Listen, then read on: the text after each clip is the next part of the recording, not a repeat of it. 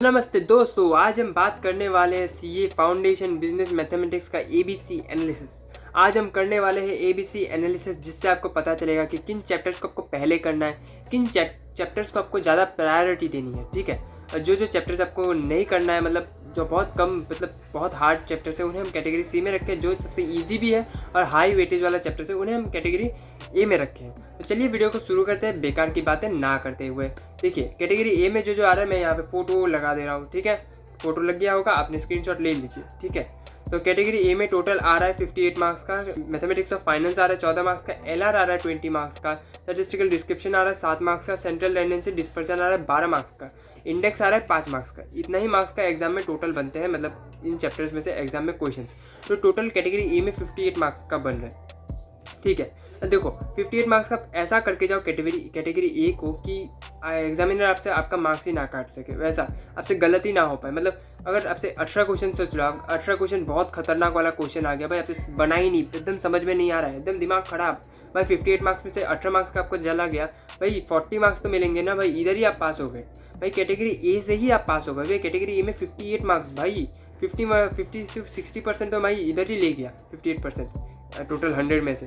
अब category A को एक भी चैप्टर स्किप मत करना, कैटेगरी ए को अच्छे से करो भाई, एक भी स्किप मत करना। बुक का क्वेश्चन पूरा अच्छे से दबा के करो, एमटीपी करो कैटेगरी ए का भाई, आराम से आप निकल जाओगे।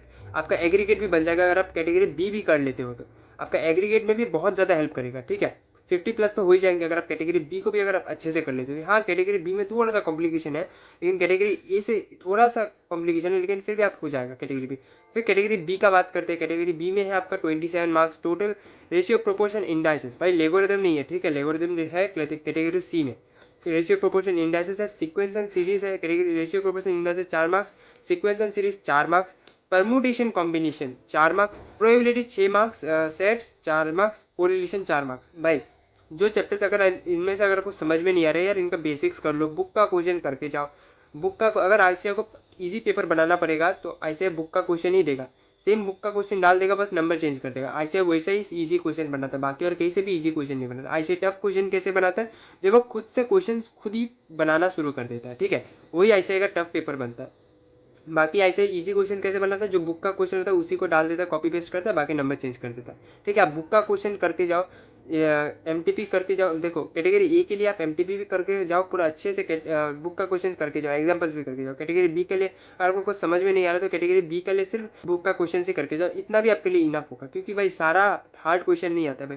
अगर आप कैटेगरी बी से अगर 27 मार्क का आ रहा है तो उसमें से आपका 10 मार्क आप स्कोर कर जाओगे, 8 से लेकर 10 मार्क आप स्कोर कर जाओगे, इधर आपका बन गया 48 से 50 मार्क्स बन गया।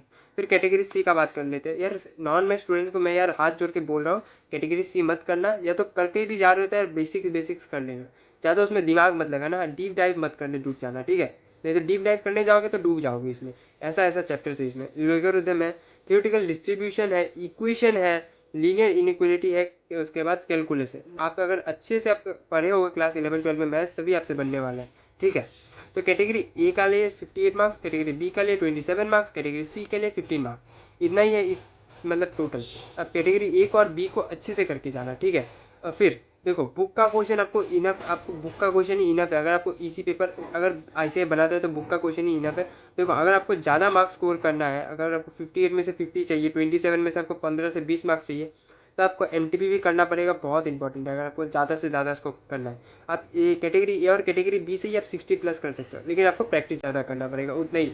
आईसीआई क्या मांगता है, आईसीआई प्रैक्टिस मांगता है और कुछ नहीं मांगता है। ऐसे आप प्रैक्टिस करके जाओगे अच्छे से, अच्छा से अच्छा क्वेश्चन आप करके जाओगे, डिफिकल्ट से डिफिकल्ट क्वेश्चन, तभी आपका मार्क्स बन पाएंगे। ठीक है, जितना ज़्यादा प्रैक्टिस उतना ज़्यादा आपका एग्जाम में आपके लिए ईजी, आपका पेपर ईजी होना आपका और चांसेस बढ़ जाएगा।